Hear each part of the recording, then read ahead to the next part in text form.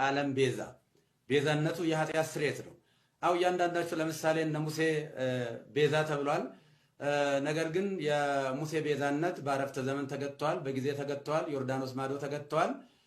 የሁሉም ፍጡራን ቤዛነታቸው በጊዜ በሁኔታ የሚገታ ነው። ነገር ግን በጊዜና በሁኔታ የማይገታ ለዓለሙ ሁሉ ቤዛ የሆነ ከሰማይ በታች ከምድር በላይ መዳኛ የማን ነው?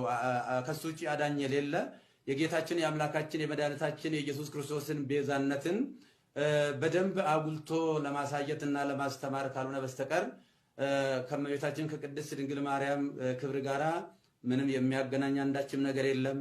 እሷም ከፈጣሪ ልጅ ከተቀበለው መከራ ጋር ሊወዳደር አትችልም እና ብዙ ምዕመናን በዚህ ጉዳይ በእጅጉ አዝነዋልና የኢየሱስ ክርስቶስ ቤዛነትና አዳኝነት ለድርድር ለክርክር የማይቀርብ ለምንም ለውይይት የማይቀርብ ዛሬም ትላንትናም ነገም ያው የሆነ እሱ ለዘላለሙ ሲያድን ይኖራል።